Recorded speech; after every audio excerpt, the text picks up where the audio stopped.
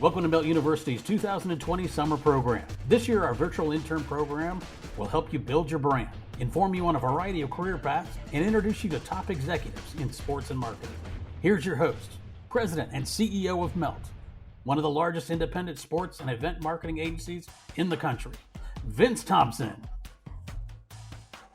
Welcome, students, back to another podcast for virtual Melt University Summer 2020. We've gotten off to a tremendous start, some tremendous and knowledgeable guests, and today's guest not only is a dear friend of mine, a true rising pioneer in the world of sports, and I'll tell you why in just a moment, and becoming a very dear friend of mine. And so this is going to be a guy that you're going to want to know, and you're going to want to contact, and you're going to want to network with, and you're going to want to be in business with, because he is literally at the forefront of so many things that are going on. My friend Jason Belzer is a global sports business leader. He's the president of Game Inc., which is a company which focuses on connecting his coaching clients to new and emerging opportunities in the space. There are many. He's the co-founder and publisher of a great publication called Athletic Director U.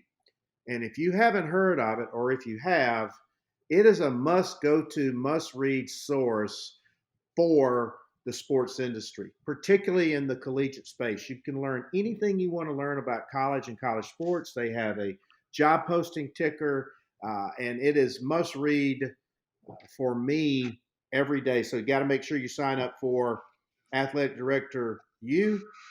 Jason is committed to education. He teaches sports business and management at his alma mater, Rutgers University, where he also received a bachelor's and a JD degree.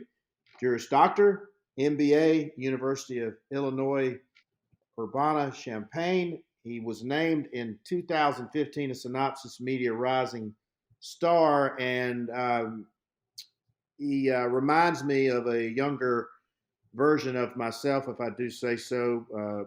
Hungry, hustler, and I use that term respectfully, willing to take risks, willing to put himself out there. And I think that you're going to find a lot of tremendous value in the things that he's doing. We're going to talk a lot today about name, image, and likeness for student athletes, which is something that both he and I are very passionate about, where there may be areas of career growth and development for you. So, Jason, welcome to virtual Melt University. We've got hundreds of kids signed up, and we're so honored and grateful that you've decided to join us today. Thank you for having me, Vince. A very humbling introduction, and I might have to have my wife listen to that once in a while so she knows who she's living with, how important of a person she has in her house. Well, I can vouch for the importance that you have in the industry. I can vouch for the impact that you're having in the industry, and I can vouch for the future impact that you are going to have in the industry, and have been a big supporter of what we're doing at Melt and what we're doing at Melt University. So let's sort of step back for a minute and really begin to sort of trace the origins of your career and how and why you decided to choose sports as a career and as a profession, and something that you wanted to commit your innovation and your life to. Talk about sort of what led you into this path. Sure. So I'm probably one of the younger people that you're going to have on the podcast. I'm only 33. So I grew up in New Jersey, and I played sports, ran track, played some football, had an opportunity to go to college as a Division I athlete. And I wasn't really interested in working in the sports business initially. When I went to Rutgers, I was declared as an aerospace engineering major. I wanted to be a rocket scientist, actually. And along the way, I realized that while I enjoyed engineering, I realized I could potentially even have a career in sports. That's what changed. I didn't really know you could work in the sports business if you weren't a professional athlete, which I didn't really have an opportunity to become. And so I was really, really good at understanding the collegiate landscape, maybe just because I was an athlete, but also because I loved college football and college basketball. And interestingly enough, uh, the year going into college, I actually almost ended up winning Yahoo's bracket challenge. So they have $1 million bracket challenge when you fill it out for the NCAA tournament, and I finished in the top 5. Almost ended up winning $1 million. Wow. Who was your spoiler? Who was your spoiler? Well, I had everything. I had the Final Four correct. It basically came down to getting the right teams in the second and third round. But that was the year that UConn won the national championship with Emeka Okafor. So about 16, 17 years ago now. Yeah, I think it was 04. It was 04, 05. Yeah. So if I had one, maybe I would be being an aerospace engineering major or living on an island somewhere with that money. But I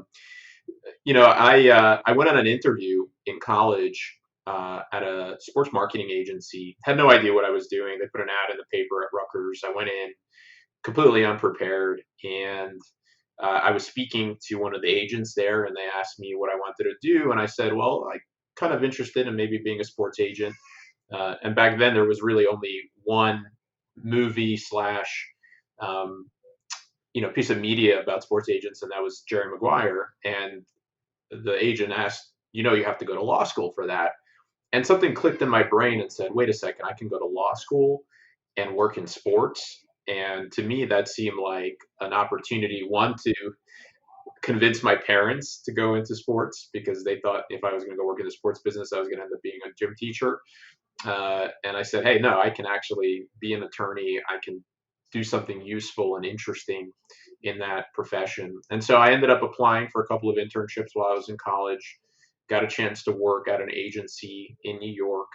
And then when I got out, much like many of the people listening to this, the economy wasn't great, and sports was always a very highly competitive industry. And no one was looking to hire a 21-year-old fresh out of college to be a sports agent at their company. I didn't have a book of business really. And so I said, you know what, I'm going to end up doing this myself. And I'm going to just put out my shingle, start my company, which at the time in 2008 was called Global Athlete Management Enterprises. Today we're just known as Game Inc. And I literally got on a plane, went to the Final Four, which was in San Antonio, Texas. It was the same year that all 4 number 1 seeds made the tournament and the Final Four. So it was a lot of blue. I think it was Memphis, Kansas, UCLA, and UNC. And I took my best suit and I stood outside the convention center where Vince was probably putting on some sort of great event, and we didn't know each other. And I just was handing out business cards to anybody that I could meet, including any coach that walked through that door. And I remember camping out at the coach's hotel and just walking up and having conversations with people. And I still remember to this day, Tom Crean had just been named the head coach at Indiana at the time, walked through the doors of the hotel. I think it was maybe the Sheraton or the Marriott. And I just happened to be the first one standing there, and I was in my suit, and he walks up to me and he shakes my hand and he says, "It's nice to meet you. I'm the new head coach at the University of Indiana." And I just laughed. I was like, "Holy crap. If this guy's introducing himself to me, then this is going to be easy." And so I literally built the practice from scratch, signed one client and then another and then another. But as I was building my business, it took a while, right? You have to build a book of business. You have to build relationships. I decided to go to law school and get my law degree because I wanted to be the best agent out there. And so I said, I have to have the strongest, unique value proposition. I have to have everything going for me when I go walk and talk to a client. And so I enrolled in law school. And I didn't really put a ton of effort into law school. It still requires a considerable amount of effort, right. But I was very busy building my business. And in fact, I remember at Rutgers Law School, some of the classes for the first year are kind of below ground, and I didn't have great cell phone service. So I would pay the security guard at the front of the building to take my cell phone. I'd give him $10 an hour. And when I was in class, he would answer the phone and pretend to be my secretary and say that Jason was in a meeting and that he would call you back at his convenience. And so I figured every which way I could to build my brand and build relationships with people. And I wasn't not focused on the money initially. I knew that was going to come. And it really took me 5 or 6 years before I gained enough traction to start bringing in a profit placing coaches. When I graduated college, I got an opportunity to go and be a professor at Rutgers. My then dean asked me to come back, and so I ended up becoming, as far as I know, the youngest adjunct at the university. At the time, I was 24 years old, and I was teaching kids that were 21, 22. I have older students. I still have older students now in the grad program.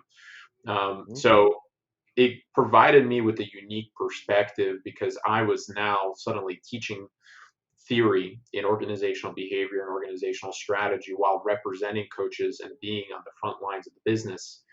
And I got to see a different perspective than maybe anyone had ever had, being an agent and then teaching. And so I started writing, and I started writing for various outlets that I could find. And eventually somebody at Forbes magazine called me and said, "Hey, do you want to cover the sports business for us? We really like what you do." And I said, "Sure, why not? Just another thing to help build my brand." And so started writing for Forbes.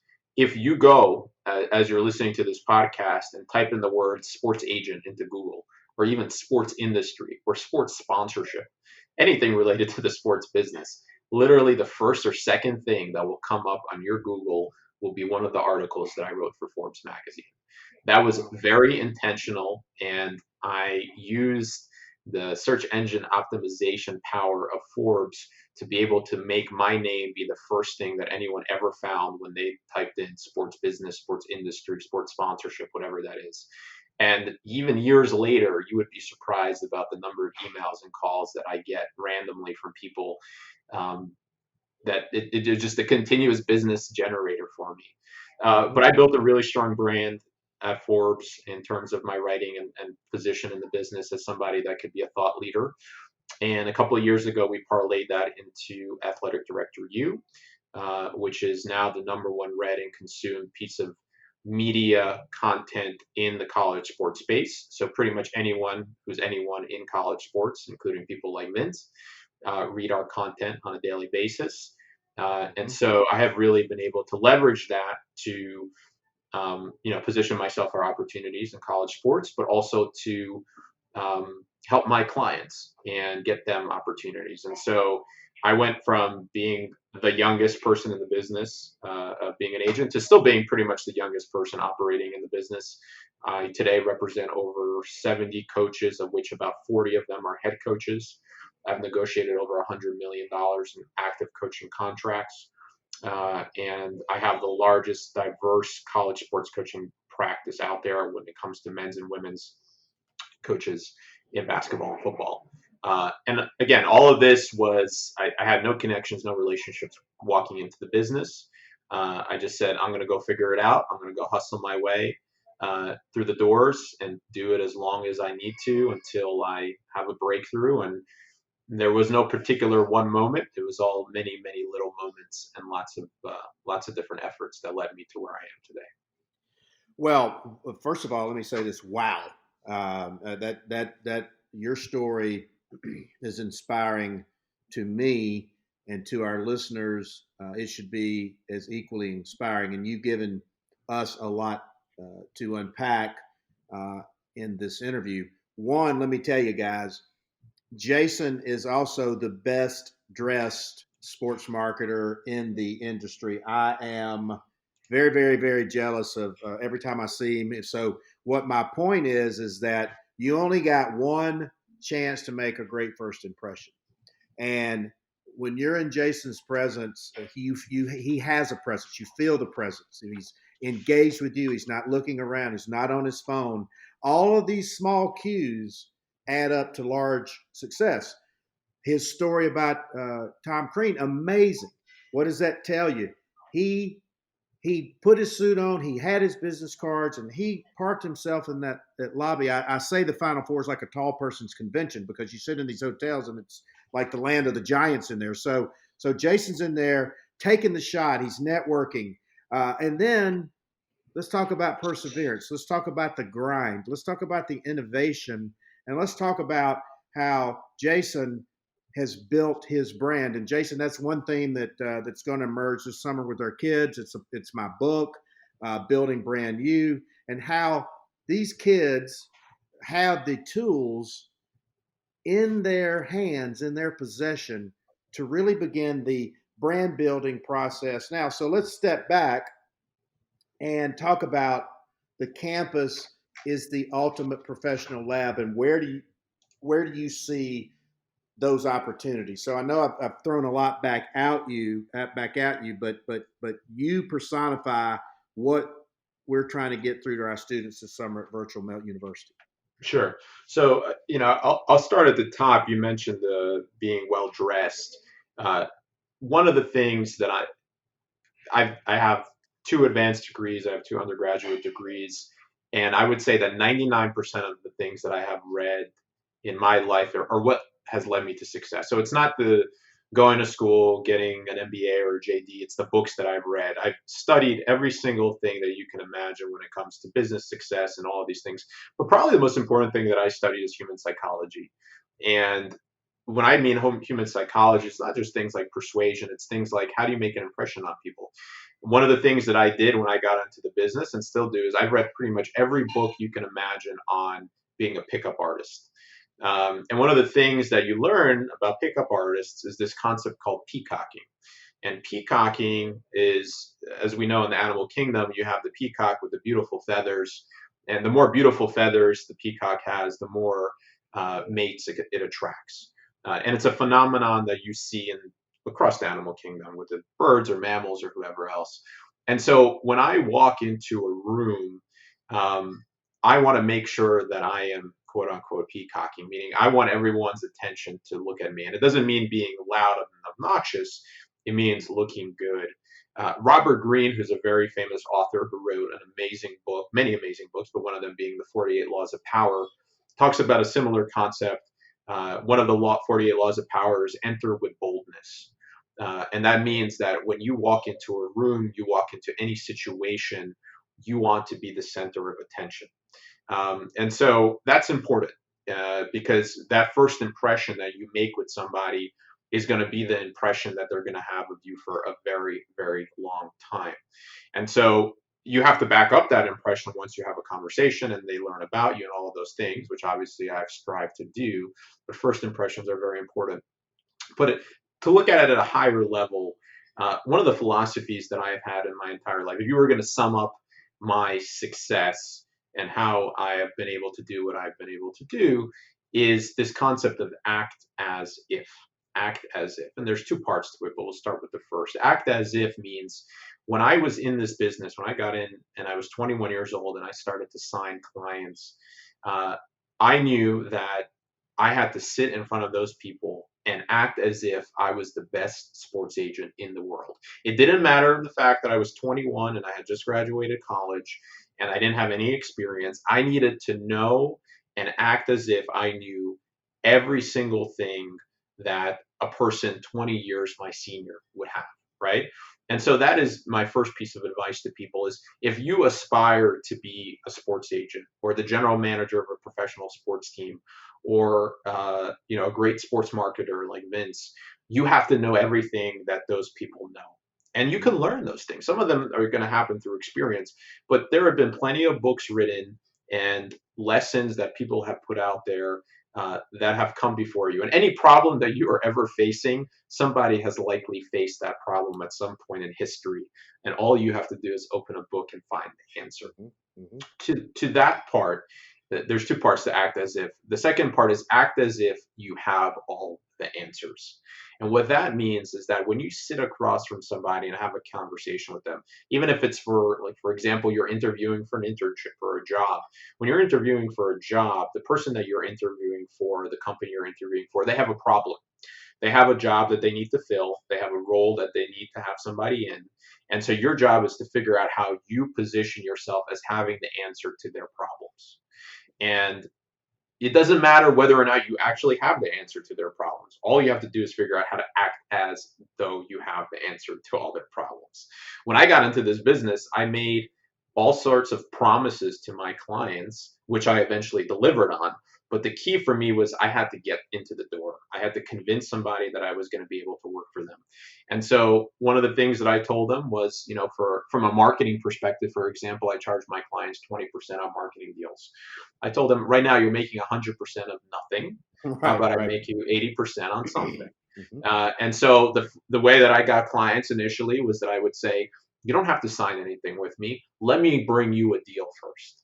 And if I bring you a deal first, then my agreement would be if I can make you any amount of money, then I would you would sign with me. And so guess what I did? I went out there and I got them deals. But here's a secret. Sometimes I couldn't get guys deals. So you know what I did? I went to brands and primarily local brands, and I Mhm. paid for the deals myself. I subsidized the deals Brilliant. so that I can get the client, so that I can then follow up and continuously create value for those individuals and build a relationship with them. So I figured out any which way that I could to build my book of business. And I'm very proud, and I don't mind being open with the tactics that I used early on, because in the 15 years that I've been doing this, I've never had a client leave me. I think you could pick up the phone and call anyone that I represent, and they'll tell you how happy they are with the work that I've done for them. Because at the end of the day, I figured out how to deliver and solve people's problems. And one of the ways you do that is by figuring out how to create value for them and understand what their problems are, and then go out and figure out how you can help them. Well, brilliant story, very, very brilliant story, and you just hit on something that's going to resonate with all of our kids this summer. Is how do you create and bring value to that organization, that employer, or that problem, or that process, or that system? And I've tried, Jay. I try to explain this to the kids. Is that I'll get what I'll call a naked solicitation from our generic email address for a career, and it'll go, uh, "I'm, Joe Smith, Jill Smith. Attached is my resume for your consideration, and I need to make $1." And I immediately flush it, as opposed to saying, "Dear Mr. Thompson, War Eagle, congrats on your success. Uh, I would, I believe I bring value to the organization because of X, Y, and Z." Of course, I'm going to open that up. Of course, I'm going to move them to the head of the class or the head of the line in the job consideration set, because they're communicating to me. Everything's a constant audition, as you've so eloquently stated. So, what we want to get kids across to kids this summer is that this is going to be, and now with post-COVID world and jobs being, fewer jobs and more people seeking fewer jobs and more qualified and all that, talk about really what gets your attention, from that perspective of kids that are trying to rise above all the competition in the marketplace. Sure. So I'm going to break it up into two things. First of all, is getting somebody's attention enough for you to engage with them in a way that you can show value. The second part, the value, is more important than anything else, but sometimes it's very hard to get people's attention. A story that I like to talk about is one that I did. It wasn't for me; it was for my college roommate back at Rutgers when we were in school. My college roommate, who has now gone on to become a very, very successful investment banker, was interested in getting an internship at HBO in their finance department. And my roommate had sent in all of his resumes. He had emailed the person. LinkedIn was still very early on in its infancy, but he had done everything he could to get to this one person that was a decision maker and was not having success. So I said, let's do this. Let's go to New York. Let's go to the offices at HBO. We're going to go around the corner and we're going to order a whole bunch of pizzas, and we're going to send it to the guy, and we're going to put your resume in the box. So when he opens it, the first thing that he sees is your resume. And we're going to include a note that says that you are downstairs, here's your cell phone number, and you want this opportunity to interview for the job. Guess what? It worked. And we went to New York. We ordered like 3 pizzas. We sent it up to his office. Guy gets it, opens the resume, sees it, sees the note, calls my friend. We're sitting in the pizzeria around the corner in Manhattan, and he goes up. Half an hour later, he has an internship with this guy. And listen, you don't have to send people pizzas, but you have to figure out how to get their attention. And one of the best ways to get people's attention is, I'm going to go back to it, solve people's problems. I get at least 1 or 2 resumes a day. Doesn't sound like a lot, but you think about over the course of a month, Mm-hmm.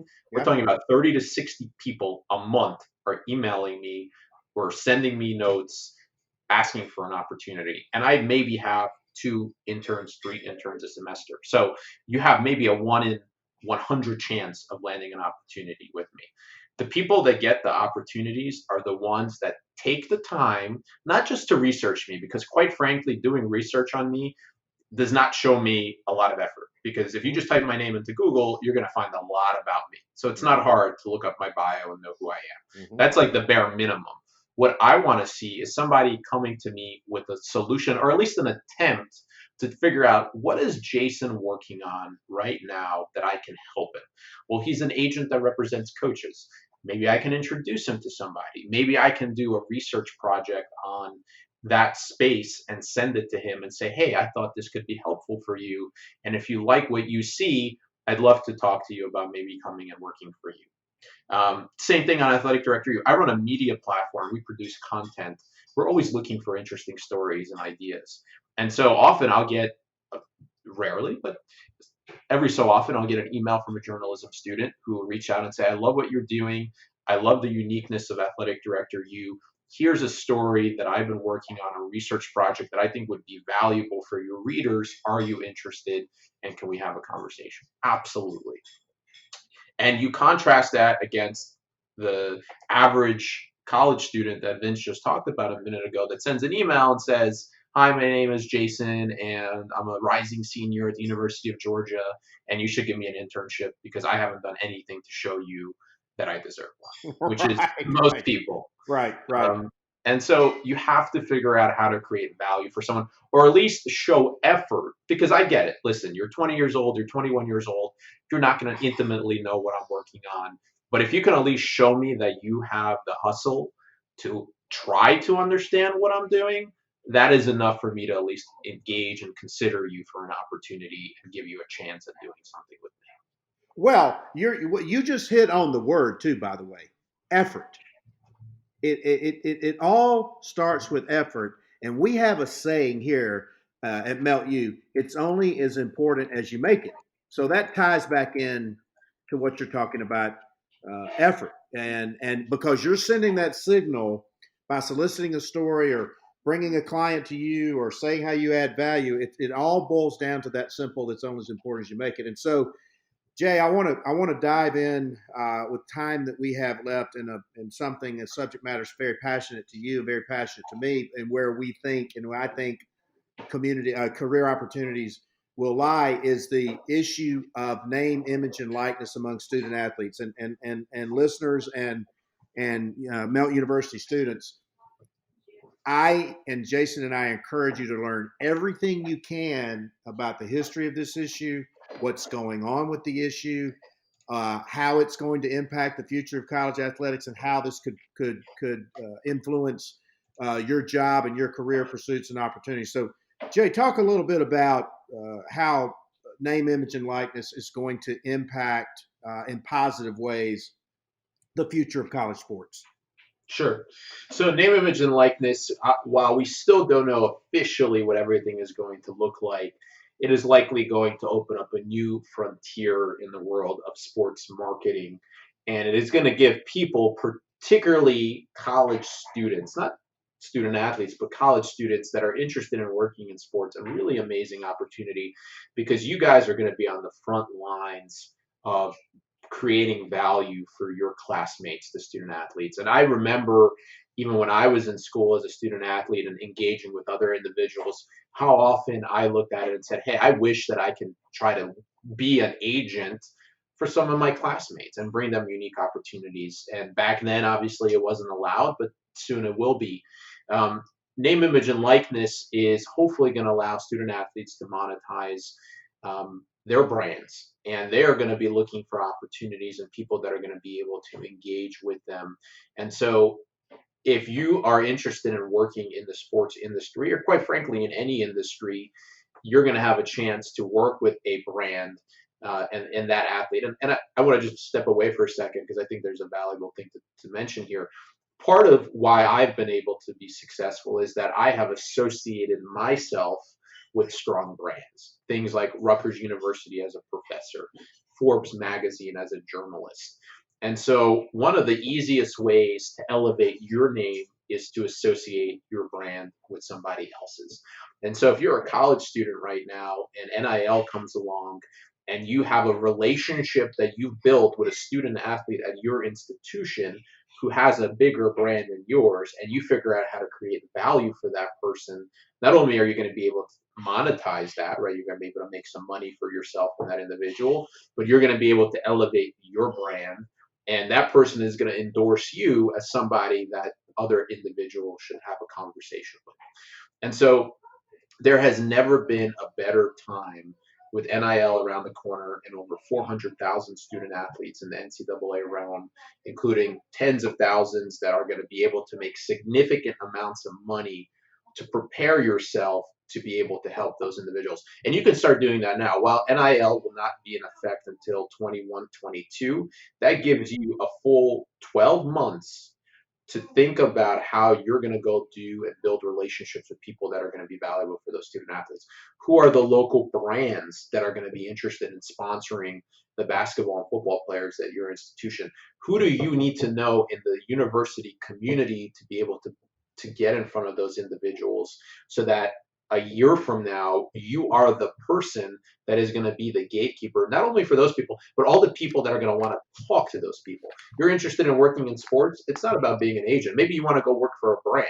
Well, guess what? If you go build a relationship with the top 10 best athletes at your university, and then Vince comes calling and says, hey, I got a deal for Coca-Cola and I need to get in touch with these kids, and you're the person, well, heck, you just got to have a nice introduction to Vince, you got a nice introduction to Coca-Cola, or anybody else that's interested in engaging with those people. Right. And it's going to be a lot easier for you to do it because you live down the hall in the dorm with those kids, and nobody else is going to have that type of access. That's priceless info. And so, parting shot, Jay, as we wrap this invaluable session. A couple of other favorite books or podcasts that you would recommend to our students, or resources that they continue to immerse themselves in as they pursue a career in sports and the event business and those types of things. Any recommendations? Sure. So my favorite book ever in this, well, there's two of them. So one is called Never Eat Alone. It's by Keith Ferrazzi. And it's the first book that I really read out of college about networking or building relationships. And it is my Bible in terms of knowing how to go about creating value for people. It's as good of a book today as it was 15 years ago when I read it. And so I highly, highly recommend it, Never Eat Alone. And then the other book is by Seth Godin, who is my favorite author of all time, and it's called Linchpin. And it is literally about how you become the most valuable person in other people's lives. Mm-hmm. And those two things, I think, are at least at the core of what I do. Building relationships and being valuable to people. When you combine those two things, there is nothing that you cannot accomplish in any industry, sports or anything else. Well, that is invaluable. And Jason, I cannot thank you enough for your time, wisdom, and valuable insight today. I mean, guys, I want you to listen to this podcast. I want you to re-listen it. I want you to feel comfortable about reaching out to Jay. Like I said, he's going to be a big-time rising star. He is a big-time rising star. It's going to be on the scene for a long time. He and I've got some exciting things coming together that will probably create some other opportunities for our future internship programs. But Jason Belzer, global sports business leader, president of Game, co-founder and publisher of Athletic Director U, the best dressed man in the sports marketing industry. We really appreciate your time and sharing your wisdom and insight with the students of virtual Melt University Summer 2020. Thank you so much, Jason. Thank you for having me, Vince. I enjoyed the conversation. Thanks, Vince. Hope you enjoyed today's virtual class. We'll be back soon with another edition of Melt University 2020.